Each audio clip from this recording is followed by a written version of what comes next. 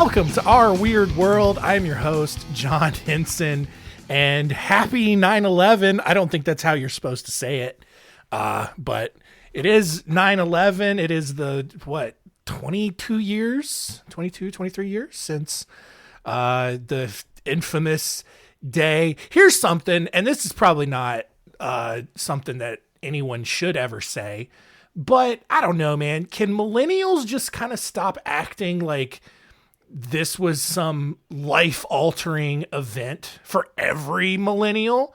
Like, I can't tell you how many like people my age or like in the same generation as me are like, oh no, we lived through 9/11 and it like totally changed our outlook on how we live our lives. And it's like, nah, it didn't. Like, it didn't affect most of you. All right? Like, the only people it really affected is like Pete Davidson and and like people who had family or knew people who died in the attacks. Everyone else was fine. It, maybe you had a family member join the army and then they went and got killed in the war that resulted from it. Fine. You can claim 9/11 as yours too. But like, I remember where I was.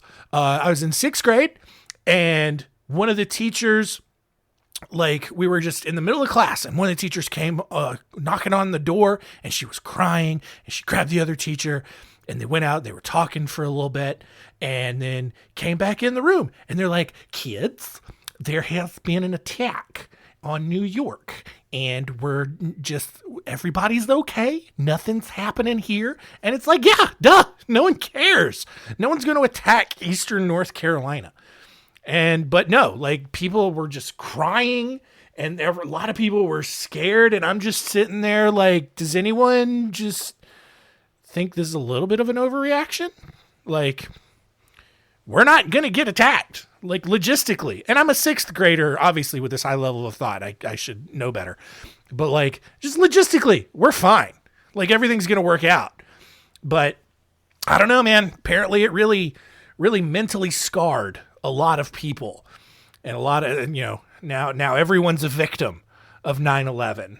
And I don't know. I don't know that it should be that way. Anywho, I'm going to step off my soapbox on that one. That's probably going to be a very unpopular opinion.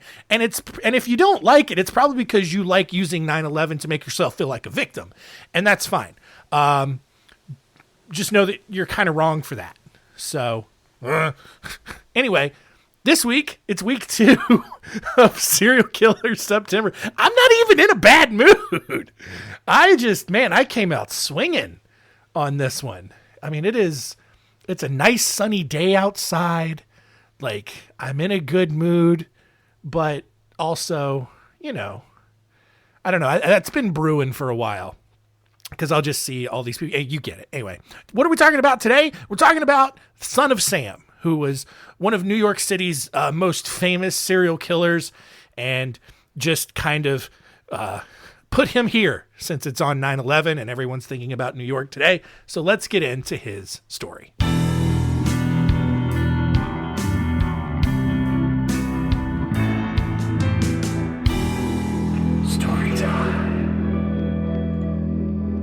The real name of the Son of Sam was David Falco, who was born on June 1st, 1953 in Brooklyn, New York. A few days after his birth, possibly because his father threatened to abandon the family, David was actually given away to Pearl and Nathan Berkowitz, a Jewish American family in the Bronx who owned a chain of hardware stores around the city. David quickly, growing up, he quickly lost interest in normal things like how to play baseball or doing math. And I don't know why those are the two things I picked there. But instead he focused on just stealing whatever he could and starting a bunch of fires. When David was 14, his adoptive mother, Pearl Berkowitz, died of breast cancer. And Nathan Berkowitz immediately replaced her with a shiny new stepmother who David just really hated, but couldn't do anything about it. So 3 years later, at age 17, David joined the army and served in South Korea. He then received his discharge in 1974 and actually at that point decided to track down his birth mother. He actually found her, and after visiting with her a few times, she finally told him the real story of his birth and why she had to give him up for adoption, which absolutely devastated David and gave him kind of this realization that no man really in his life ever actually wanted to be his father. And that's kind of a stretch, Nathan Berkowitz raised him by all accounts, like pretty well. He wasn't super abusive. I don't remember any sources saying that, Nathan Berkowitz was super abusive. Sure. Did he move on a little bit quickly after his wife died of breast cancer? Maybe. But also, it has nothing to do with him not caring about David. I don't know. It was just kind of it was a very big leap in the logic there. And rather than, kind of talking through everything with a therapist, which he really should have done, because a therapist could have done some great work here, could have made him realize, sure, your biological father did not want you, and that is very tragic and very sad, but it doesn't mean that you're not completely unlovable. And that's something that anybody can hear. Just because one person rejects you doesn't mean that you're entirely unlovable by the rest of the world. It's just that one person's a dickhead and you just move on. And sure, it probably stings a lot more when it's a parent, when it's someone who should have been your mother or your father. I get that. But it's extreme to just go all the way to the other end and just be like, well, no one loves me. No one wants to be my daddy. I don't know. It's just, it's just a bit extreme. So instead of kind of working through his feelings with a therapist, David decided to resort to a life of crime. So starting on Christmas Eve, 1975, David took a hunting knife and stabbed a woman named Michelle Foreman, although she ended up surviving. The next year, David walked up to two women, Donna Loria and Jody Valenti, who were sitting in Jody's Oldsmobile talking about their evening out at a nightclub. David walked up to the car just out of nowhere, which is creepy, startled the two women, and then they just kind of watched as David pulled a pistol from a brown paper bag and fired 3 shots into the vehicle. Jody died instantly, while Donna actually survived the shooting and gave police kind of a vague description of their attacker. So this sets off, just kind of a long chain of events. Over the next year and a half, David would kind of do the same thing. He was walking around New York City, in various places, and he would shoot at people sitting in their cars. It was all women for some reason, which is odd, right? Because he clearly hates men, but he's going to go kill women. Dude's all over the place, right? So he shoots at 5 other people, killing 2 of them. And on March 10th, 1977, NYPD officials hold a press conference about these 3 murders, between Donna Loria Jody Valenti's murder, and then these 2 other women that got murdered, because they believed that the same .44 Bulldog revolver had been involved in each incident. So that's how they were able to connect all of these shootings. A month later, 2 more women were killed when David approached them as they sat together in a vehicle. He shot each of them twice.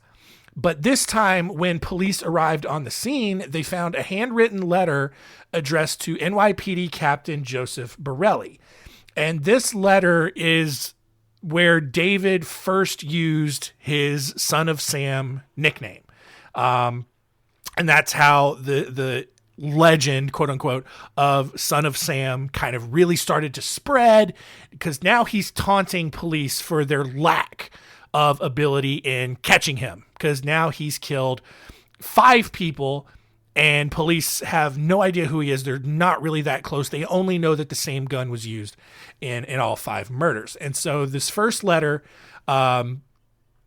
which is poorly written, and spelled kind of weird in some places, says, I am deeply hurt by your calling me a Weeman hater. He spells woman, Wemon. Weeman, because he's an idiot.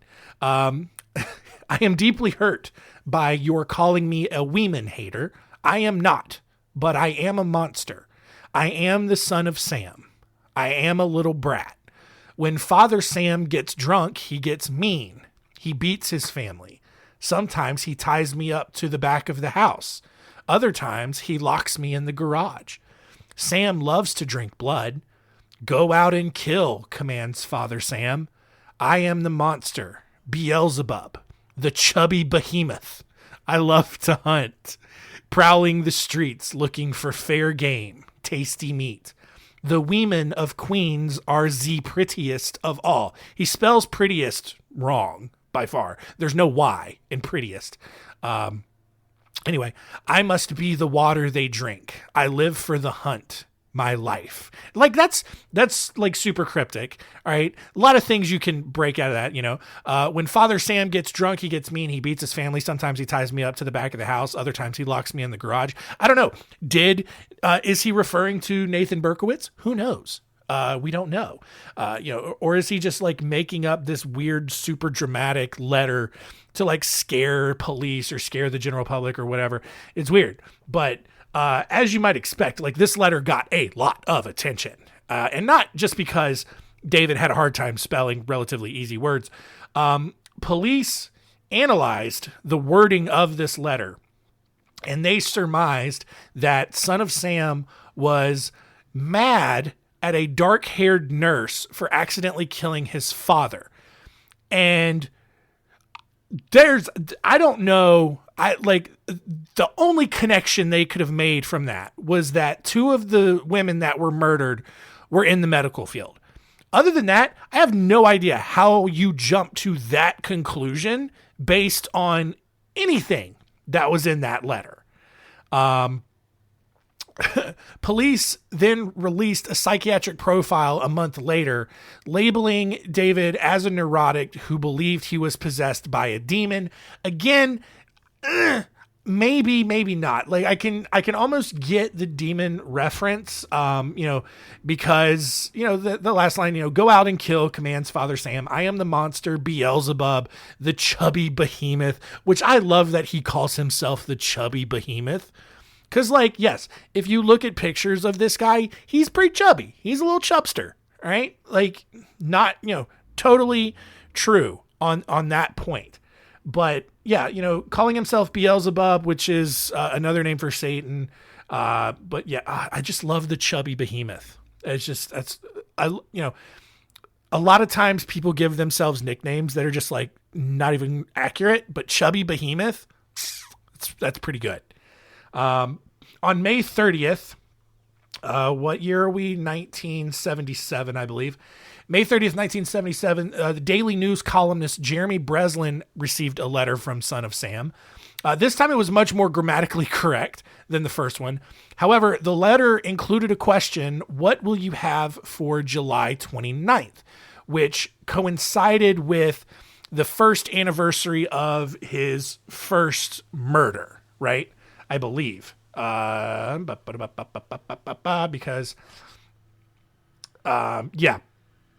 his first, attack happened on Christmas Eve, 1975, but then the first actual shooting happened July 29th, 1976. So, the letter, the Daily News ended up publishing this letter a week later, and that edition became the highest selling edition of that paper up to that point.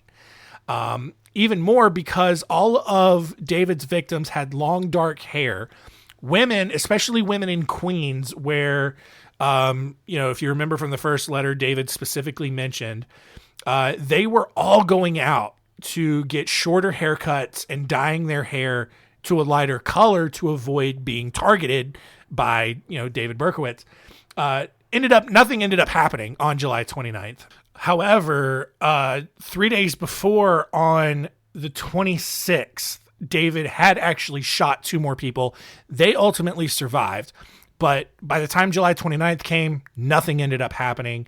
However, everybody's really tense. Obviously women in Queens, they're super nervous because they feel like they're being targeted. They're changing their appearance so they don't get targeted, all that. Then on July 31st, David approached another couple who actually was making out with each other in their car and fired 4 shots into the passenger side window where the woman was sitting. The woman died at the scenes while the man eventually recovered from his wounds despite losing nearly all of his vision. However, this time, several people witnessed the attack. Even more, David returned to his 1970 Ford Galaxy to find that he had been assessed a parking ticket, which, God, what a bummer, right? Like, you're just going out trying to find a place to park in New York City. Probably 1970s, 1977 was a little bit easier, but still probably really difficult. Today, it's next to impossible unless you find a parking garage and pay $100 to get in there. But he finds a place to park, and then he finds another victim, and it's a great night. And then he comes back, and a cop has written him a ticket for being illegally parked. It's just funny to me. He stopped then for a moment to watch a woman walking her dog and actually ended up firing 4 more shots in her direction. Because now he's just pissed because he's got a parking ticket, which I get it. And if you got a loaded gun, you're probably going to shoot at something too. All of his shots missed though. But the woman, she runs off to tell police what happened. And the police came out. They investigated each car on the street that had been ticketed that night. And obviously David's Ford Galaxy came up. The next day, police then investigated David's car. They found a rifle, a duffel bag full of ammunition, maps of the crime scenes where each of David's victims had been shot, and another threatening letter, this time addressed to Police Inspector Timothy Down, who was the head of the task force on David's case.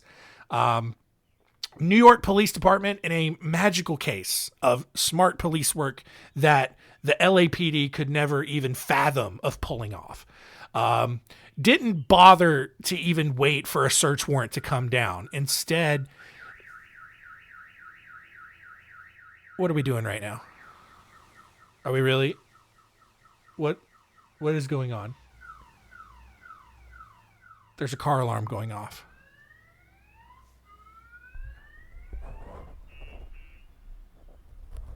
I live in a residential neighborhood. I'm in a cul-de-sac. It's unbelievable. Trying to record. It's my fault for having the window open, sure.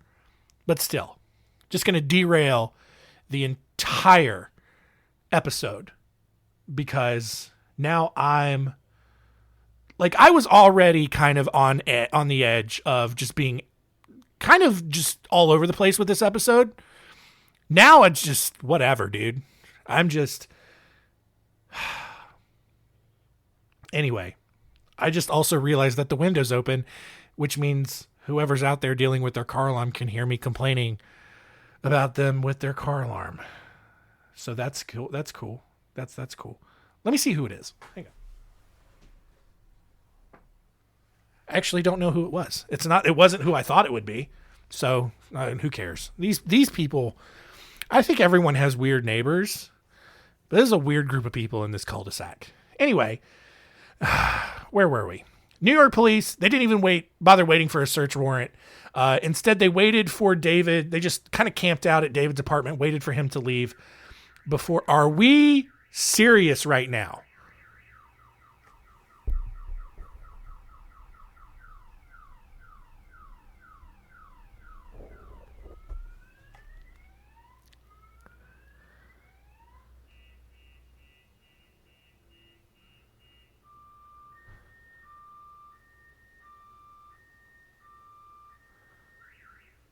Unbelievable. Anyway.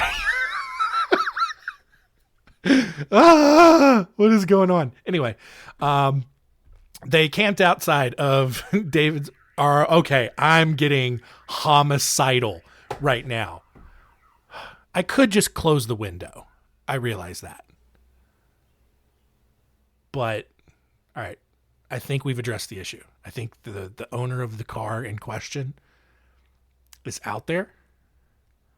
I think we're good. I'm ready to fight. Okay. Now he's just trolling me because he's out there with his car because he's just turning it off. Whew, gotta breathe. We're almost done with this episode, so we're going to try to get through this. Anyway, for the fourth time, police waited outside of David's apartment before, they waited for him to leave before they approached him as he sat in his car. And just before he fires it up, police swarm the car, guns pointed at his head. One of the detectives comes up, says, "Now that I've got you, who have I got?" And David just kind of looks at him. He's like, "You know." And the detective's like, "No, I don't. You tell me."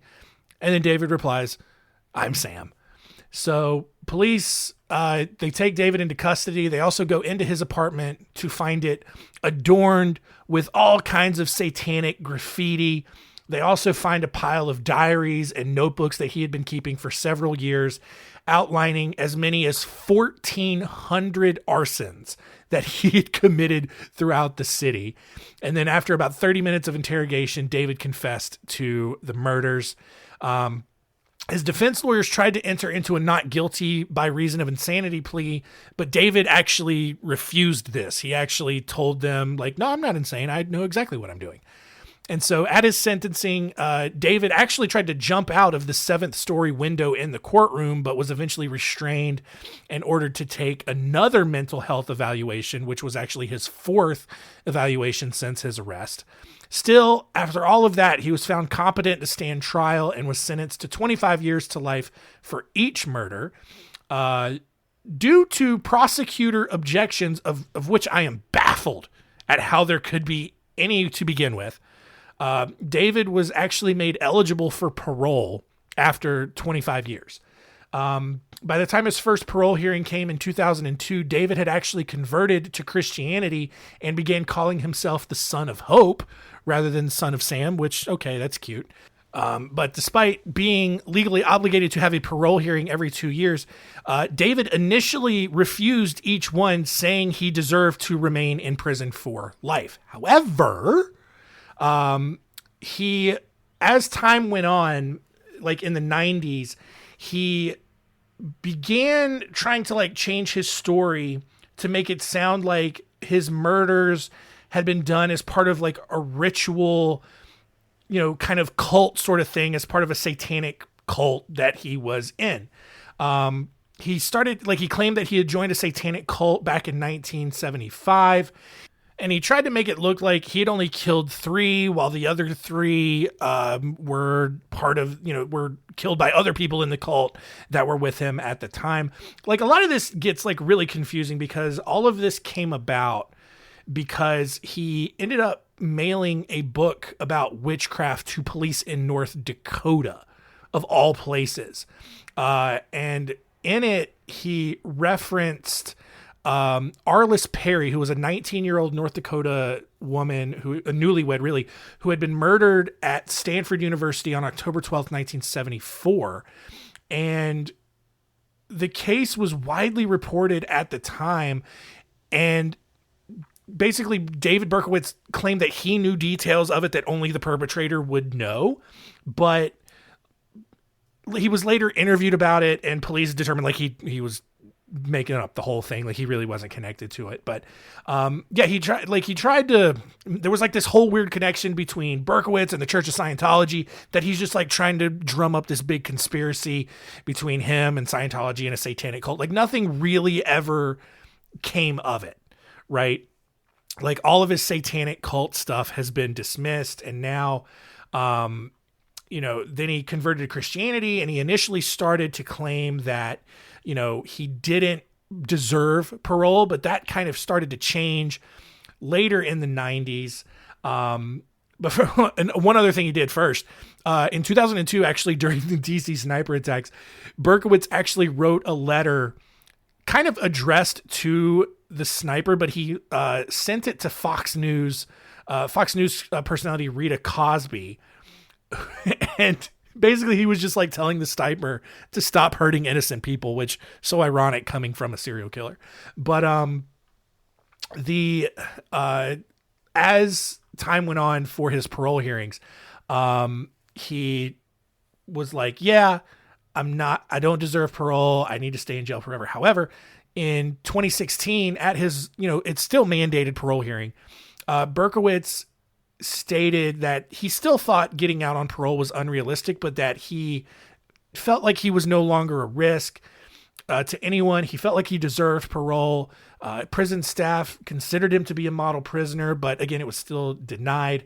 As of right now, the most recent news on a parole hearing that it was scheduled for May 2020, but it was indefinitely delayed, obviously, to the pandemic. So as of right now, he still remains in prison with no opportunity for parole.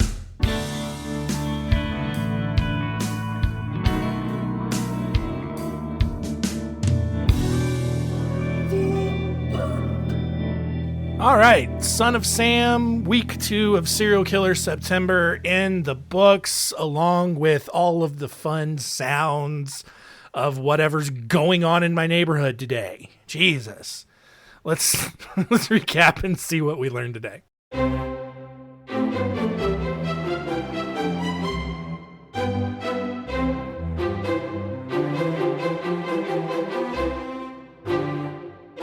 What did we learn? Number 1, what's going on in my neighborhood?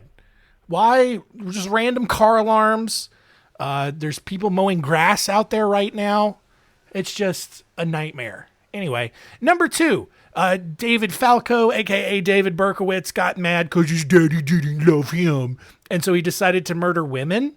I don't know. Just none of it makes sense. He's just angry. He also committed over 1,400 arsons in the city of New York, which is a lot. That is a lot of fire.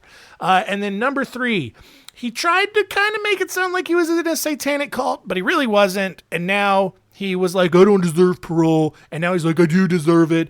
Dude is just a dork. Just, all kinds of stuff. But he did call himself the chubby behemoth, and I kind of like that.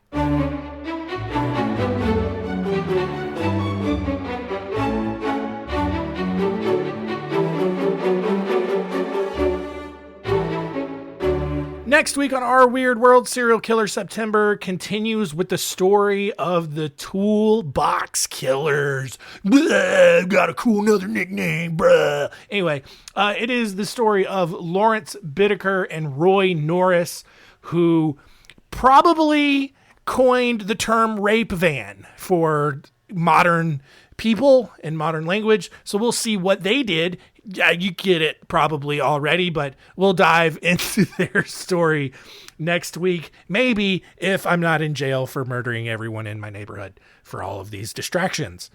It's fine. All right, that's it. Thanks for listening. Keep doing what you're doing, however I end the show. You get it.